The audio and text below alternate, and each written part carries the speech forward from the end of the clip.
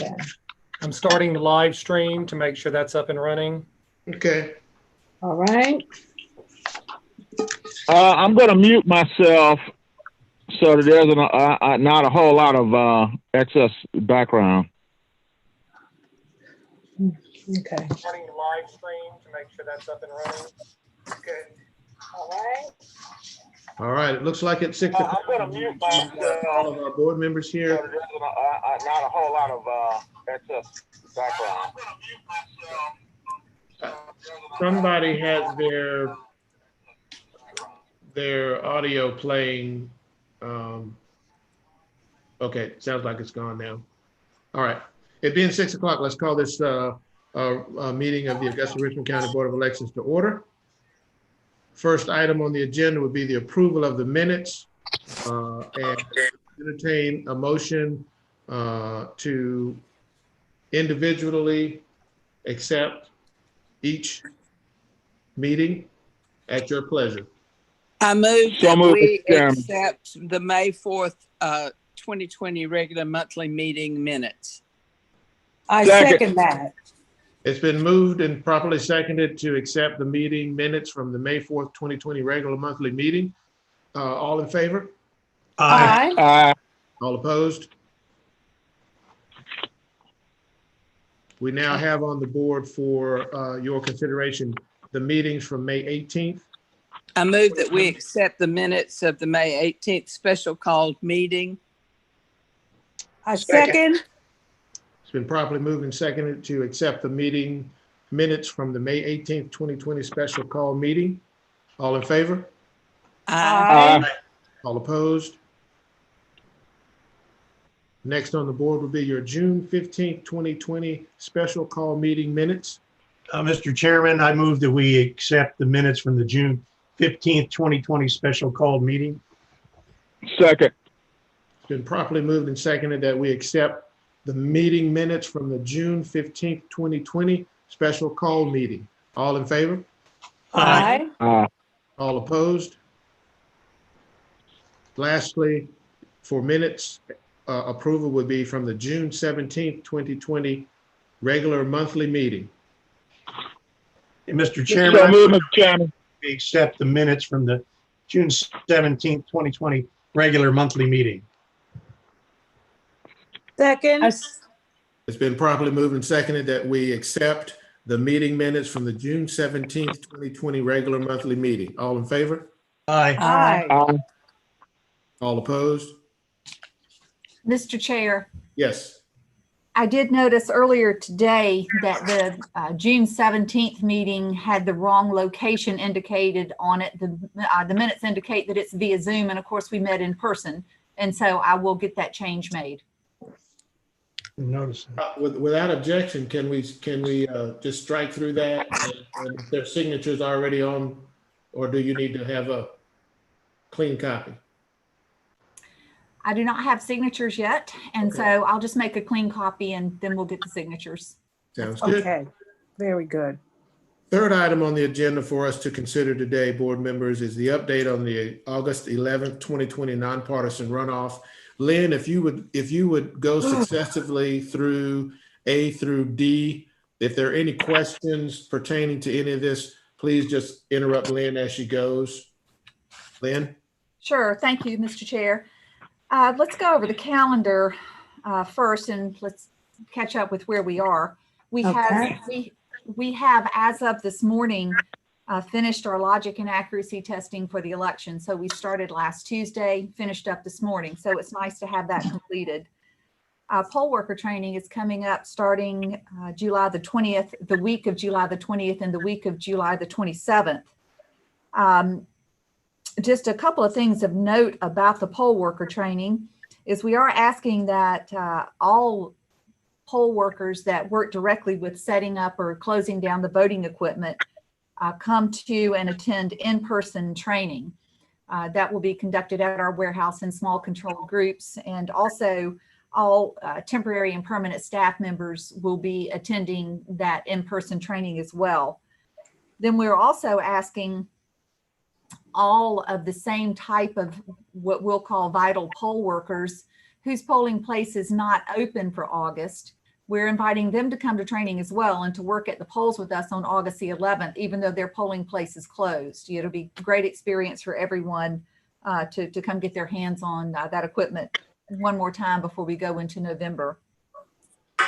So we have 10 training dates. The other poll workers who are not these equipment related workers, they are being trained remotely using a combination of a hard copy of a training manual, the same that they would have received had they attended training in person.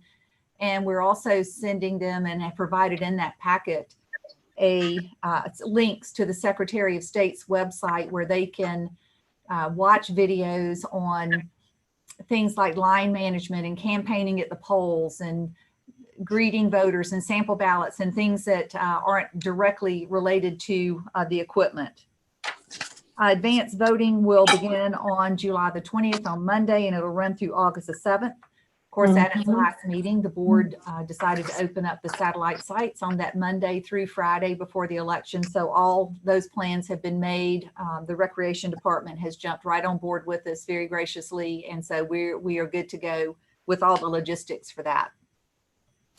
Moving on, there are several law changes. One that happened very recently, and well, I guess they all happened very recently.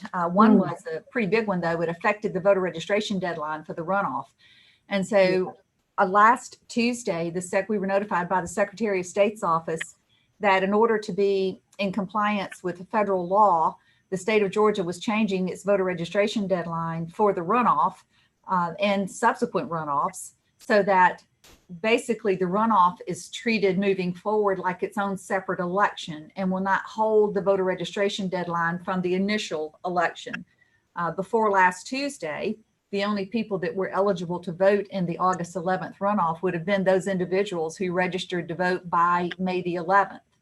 But now the registration deadline was opened up, and so and extended through today. So we are in the process now of doing all that data entry and getting those applications into the system for those people that we have been basically holding back from the May 11th deadline. So that's in effect, and I think we'll see that in effect for elections moving forward as well.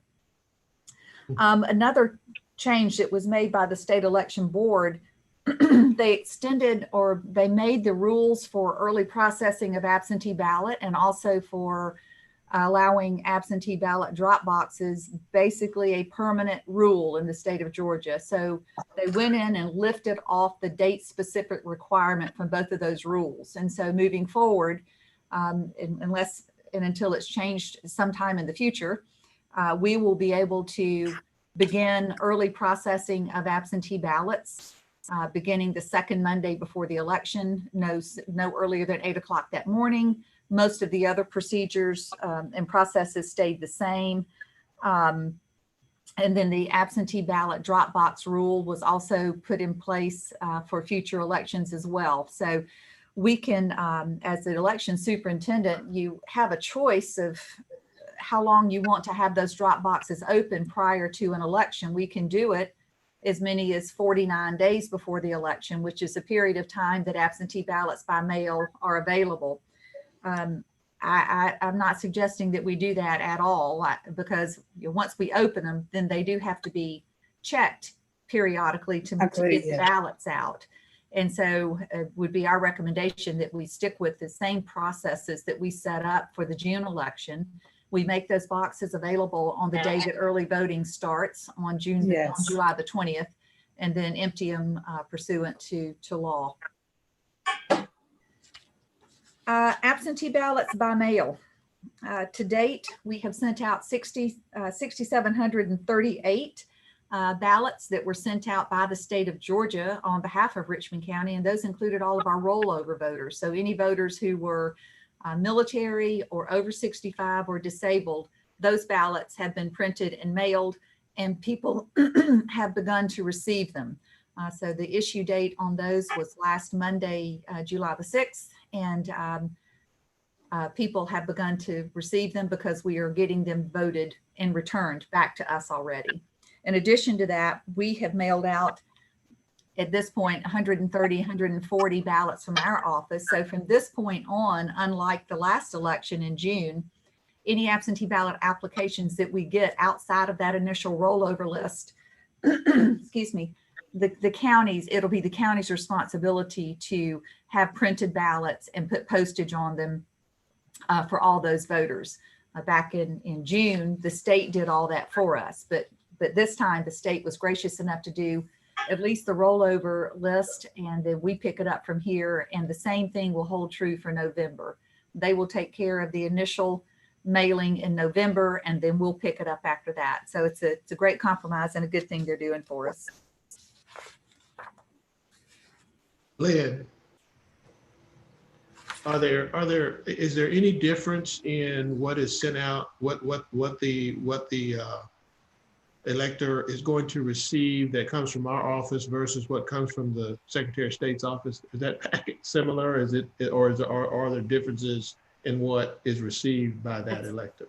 That's a great question, because you'll all recall that back during the June election, there was some confusion about the privacy sleeve that voters were asked to, that voters were provided from the vendor into which they would place their voted absentee ballot, and the privacy envelope, which is what was described in the instructions that were sent out with the ballot. So this go round, the state has provided the vendor with the actual envelopes. So across the board, the packages are identical. The outer envelope that the voter signs looks a tad bit different, but it is basically identical, other than some coloring differences and whatnot. So yes, they are the same.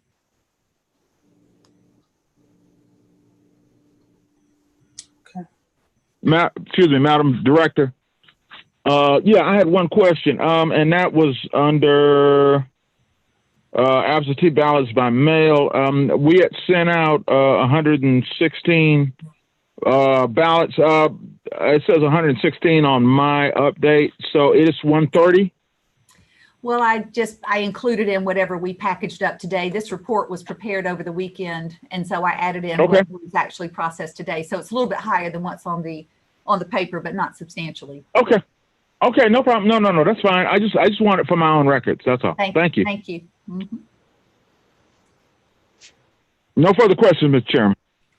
Okay, Lynn, you continue, please. Shall I roll on? All right, great. Yes, ma'am. So we have an item on the agenda to discuss Election Day polling places and poll worker recruitment as it relates to the November election. And I think the chair asked that this be put on there on the agenda. I think it was a prudent call by the chair to, let's get it out there and talk about it. So here's where we are right now. So far as we know right now, all of our 42 election day polling places are on board with hosting our election in November. We have absolutely no indication that anyone is not comfortable letting us come into their facility for voting. So that's great. We are currently exploring all kinds of possibilities on what we can do to reduce any possible lines at the November election. And we talked before at an earlier board meeting about looking at some of our very larger polling places and perhaps altering precinct lines to establish more election day polling places. We also talked about looking at where there might be a big need for advanced voting, and just doing what we can to keep long lines from appearing at the polls on election day and from overcrowding on election day. So we're in the process of looking at that information now. And by the next time we meet, we'll have a whole lot more information on that to share. It's never desirous to split precincts or change polling places or anything like that in the middle of an election cycle. It's something that this board has consistently refrained from doing over the years, intentionally refrained from doing it because we know it does cause voter confusion.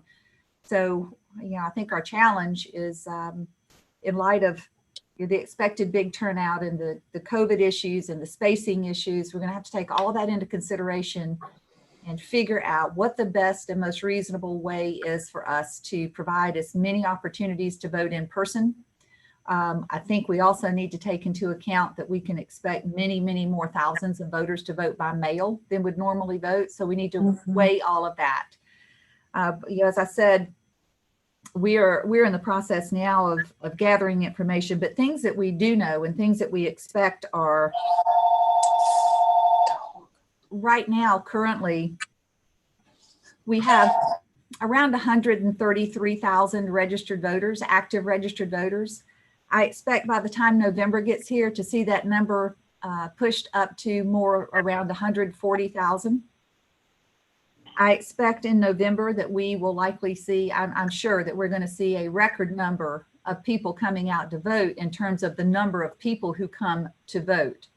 I would not be surprised at all to see us have a 75% turnout, which would mean more than 100,000 people coming out to vote for this election. Prior to this, the most number of people that we have ever had vote on election day in Richmond County was around 73,000 people. So we're expecting 25% more people to vote. The percentages, are different because we have some people registered to vote right now, but that's a lot of people that are coming out. So we're going to need to be very careful and give it a lot of thought to how we're going to manage that. Again, now that the June election is behind us, and we certainly witnessed the great interest in voting period, the increased social engagement that we've seen, the hotly contested races that we know will be on that November ballot, specifically the special election for U.S. Senate. Can be a lot of folks coming out to vote. And there is, I think on the document that I sent to you all, I had typed in there that we were anticipating needing, I think I put 500 to 550 poll workers for November. Is that what I put on there? It's more like 400 to 450. Okay. All right. So if you'll just make a note of that on your documentation, that would be great. Okay. We had 326 workers that worked in June. And I think somewhere around 430, 450 is going to be a good number for us for November. But we're still working on that. Speaking of poll worker recruitment, the secretary. I have a question, if I may interrupt you. Sure. Now, when you're talking about the 326 poll workers, that's early voting and election day, or is that just election day? Just election day. Okay. Now, the 400 to 450, does that include the number of people that we will be needing to open the absentee ballots like we did this time? No, that's none of that. That is just the people who will have a physical presence at a polling place on election day. Okay. All right. That's what I need. Okay. Yes. Thank you. Okay. You're welcome. Okay.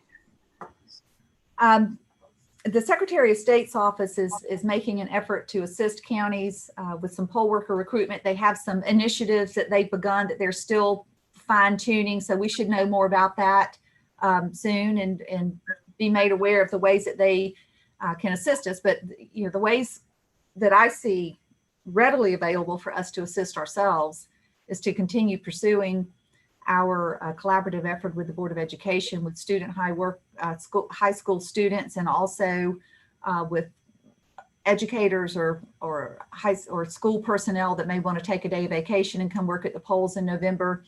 Also beefing up our efforts with the City of Augusta employees as well. So all of those things are also in the works. So there are plans out there and more to come, perhaps at our next meeting.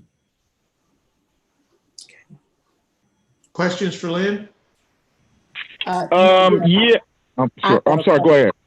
Lynn, do you anticipate that we'll have another 23,000 for the absentee ballots for the November election, or do you anticipate it'll be even more?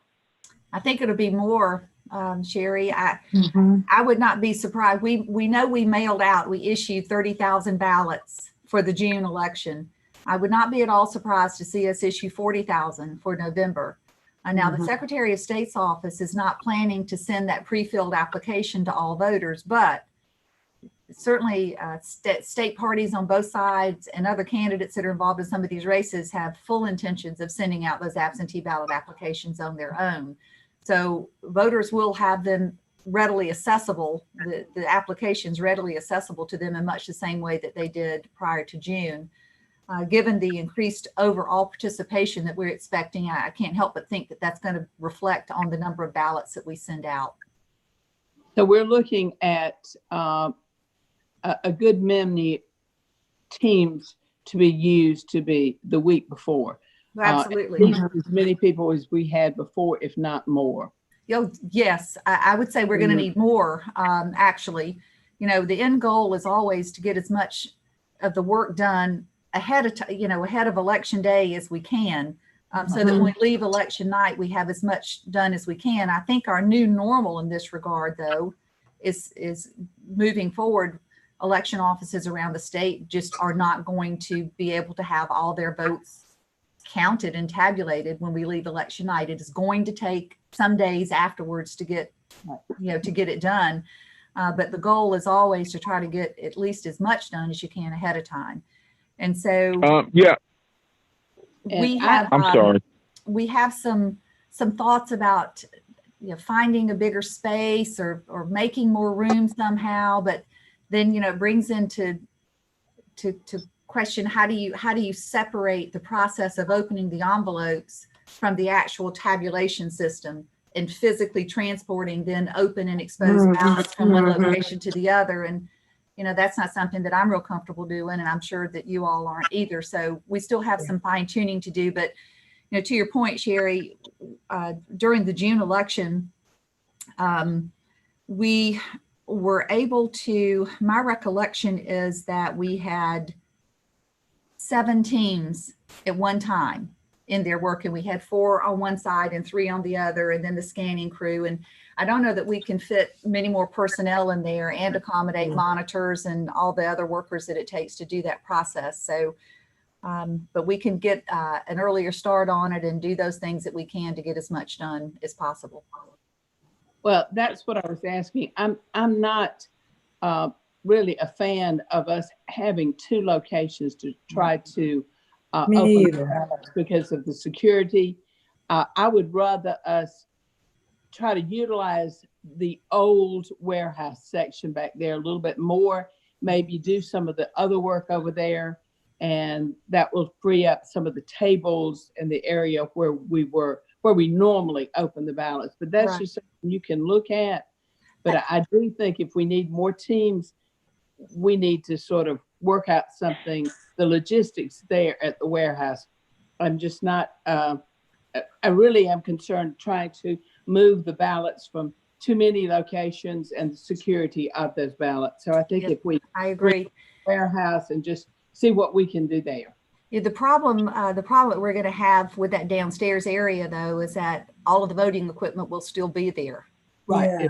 That nothing's deployed yet, and so it's packed down there. So anyway, but we'll assess it and just do the best we can, and keeping in mind that accuracy is a whole lot more important than speed when it comes to this kind of stuff. We need to be efficient, but we need to be accurate and deliberate as we go about those processes, as you all know. Terrence, you had a question? Yeah, Madam Director, excuse me, I'm sorry. I along the lines of what Sherry was saying, that's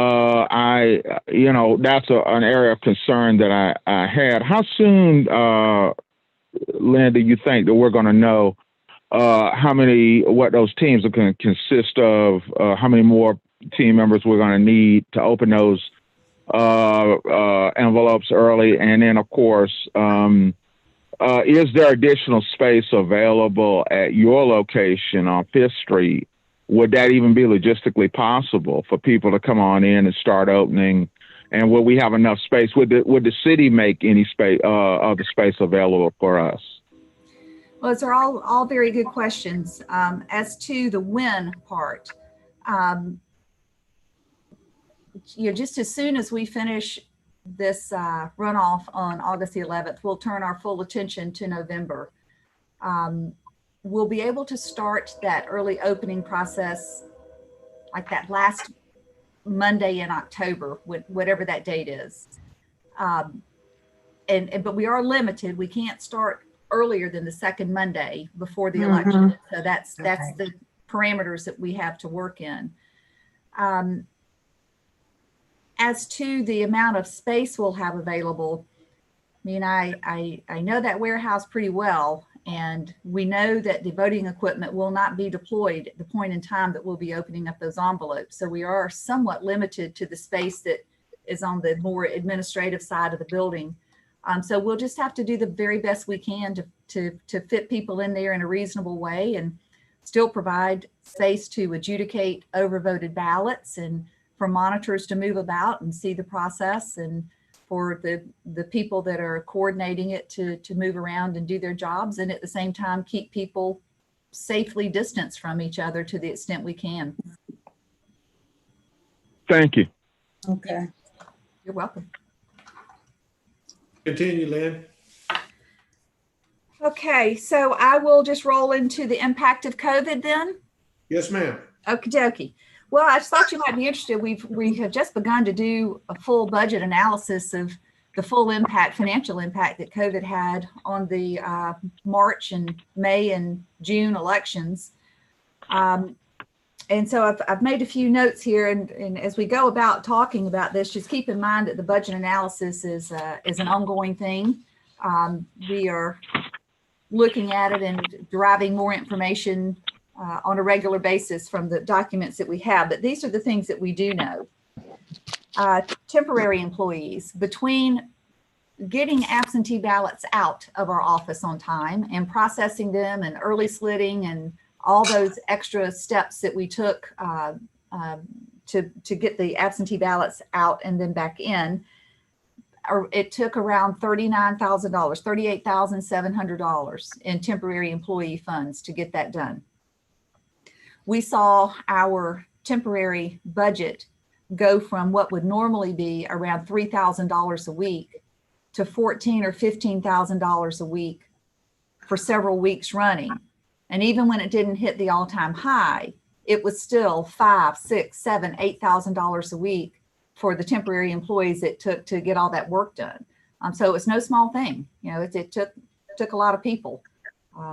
There were so many people working in here. As a matter of fact, in a way, we were very fortunate that our building was closed because it allowed us to be able to set up tables out in the hallway where people could work and be distanced from each other, and still check in ballots and do those kinds of things. So it all worked out, but it took a lot of people to get it done. Early processing of absentee ballots, those 5 days that we spent out there, and then an election day, actually that 5,400 is just for election day. So, you know, that's a lot. It took us, Yes. takes a lot of money to get that done. Our hazard pay, which was so great that we could offer our workers. Yes, yes. That was $13,000 that, you know, we hadn't planned for, and it's okay. I mean, it's good, and we did the right thing by doing that.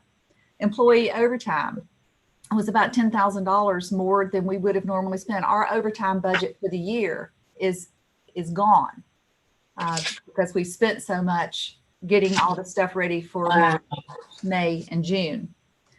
The personal protective equipment, we spent about another $15,000 on that as well. So, you know, all in all, unplanned expenditures for this year have been about $82,000.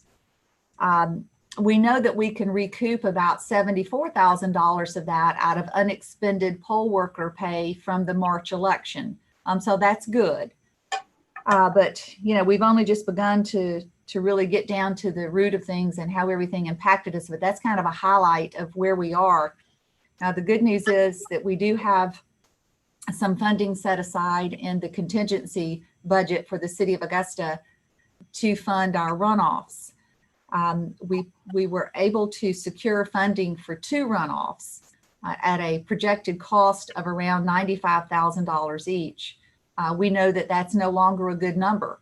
You know, by the time we add in personal protective equipment and the extra printing and postage and all those things, that number is going to exceed that. So, you know, again, we're evaluating and plan soon to go to the commission with a proposal for some additional funding this year.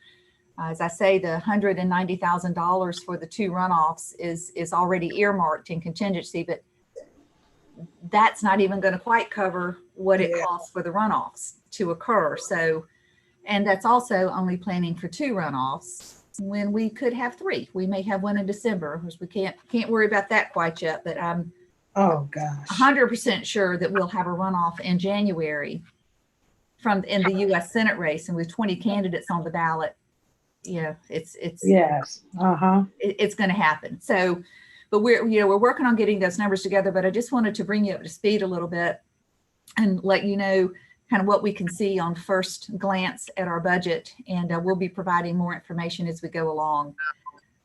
Speaking of budget, Lynn, Excuse I would just suggest that, when you are doing your calculation on the numbers, it probably wouldn't be a bad idea to have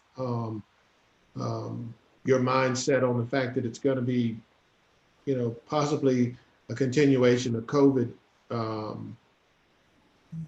a COVID situation. I'm not quite sure budgeting outside of what we normally budget as far as the additional money that we've been using. I don't think it would be a good idea to not budget it that way. And if there's an overage, we could either carry it over or give it back. But I would suggest that we plan on it being a continuation of where we are now. Yes. I would think that certainly nothing we see now gives any indication that all the special provisions that we're making won't be in full force and effect in November. I think the fact of the matter is that a lot of people are liking this voting by mail business. They're liking getting the absentee ballots by mail, and it seems like a safe alternative for voters right now. So that's certainly what we're planning for. We're planning for similar circumstances as we saw in June. If things are better, then that's great. Lynn, if I may comment, I've had a lot of people tell me they really like the Dropbox. They feel that it is much better, that they can walk up and deposit it as opposed to putting it in the mail. They have a little fear that it might get lost. It's an odd size, and it's not the postage as much as the fear of something happening to that ballot. So I've had a lot of positive feedback as to the drop boxes and how much the people really like those. And I think they're going to be utilized much more in the election. Well, that's great. It's great to hear that, and that's exactly what we had hoped for. I think at our last meeting, Bob, you asked a question about how many people actually use the drop boxes. And it was right at 4,000. It was 3,800 ballots that came into us out of the 23,000 that came in, used the drop boxes. So the one here at the municipal building was especially popular. And the others, we still got a lot from the others too. But moving forward, our plan is to, right now those boxes are mounted up on the sidewalks by doors, by exterior doors, so that we can get the security camera and whatnot. And when we installed those boxes, we installed them knowing that it was a temporary thing, because the rule at that time only permitted them for the June election. And now that's not the case. And so I'll be interested to see what our central services department can come up with for recommendations on a more convenient way. For instance, wouldn't it be great if they could all be curbside, like the one at the Howard Center at Diamond Lakes is, where people can just drive by and don't have to get out of their car? That would be great. But we do have to be able to provide the adequate security to do that, and the video monitoring and all that stuff. So that's our challenge, and so we'll see how it works out. But thank you for that comment, Sherry.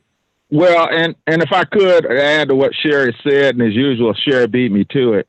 I've been getting great feedback as well. So I'm just saying that's both sides of the line, ladies and gentlemen. People love it; they love it. Let me tell you something, and I know why Sherry is really getting loving this is because I'll be honest with you, a lot of us, all we do is get the bad side. All we get is the complaints. It's very rare that anybody says, "Oh wow, y'all got that right."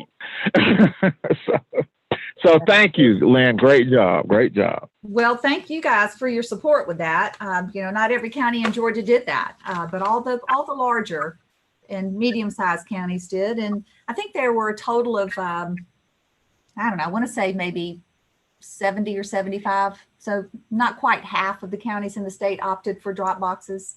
But I suspect moving forward, well, who knows? Who knows what we'll see? But we know what we're doing here, and we have our 4, and that's great.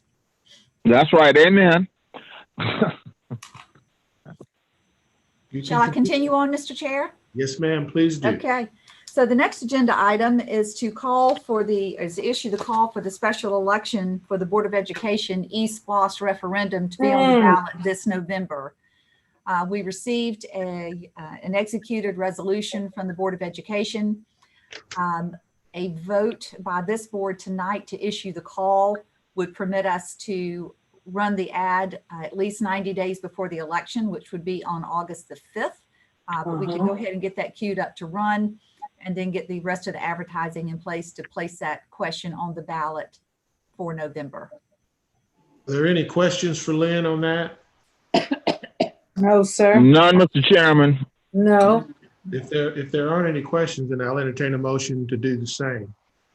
Mr. Chairman, I move that we move to empower the executive director to send said call out and to make this resolution available for the upcoming election.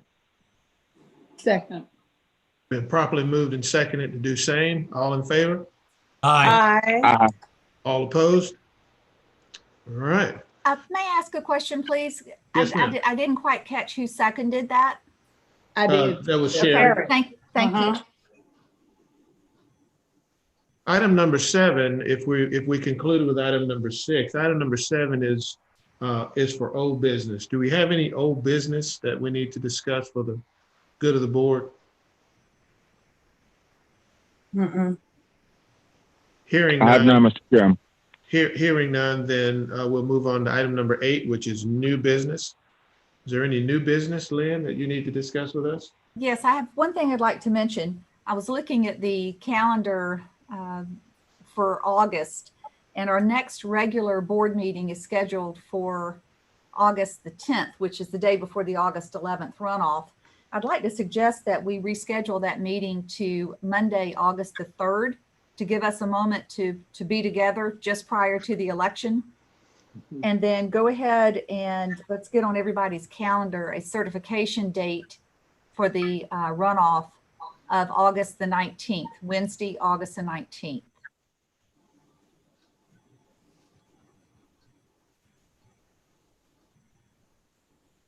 Okay. Lynn, if you could send that out in the form of a invite, that would be great. We'll get those on our calendars. I'll be glad to. Mr. Chair, do you think we need a motion since we're changing the regular monthly meeting date? I would think that would be appropriate. So moved, Mr. Chairman. Second that.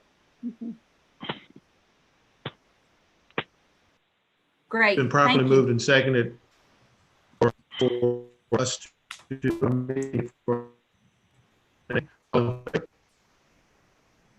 You're going out on us, Mr. Chairman. say again. You're breaking up. You're going out. I apologize Yeah, for you're that. breaking. I believe it's been properly moved and seconded that we move our upcoming meeting to a more appropriate date. All in favor? Aye. Aye. All opposed? Motion carries. Any other new business for the good of the board? No.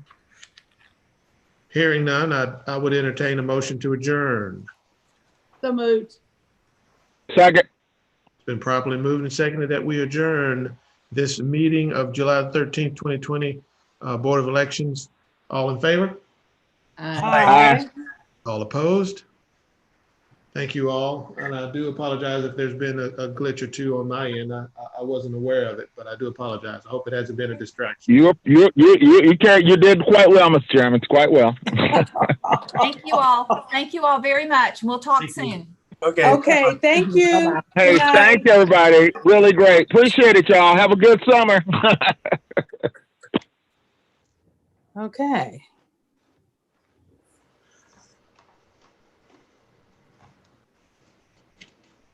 How did I leave?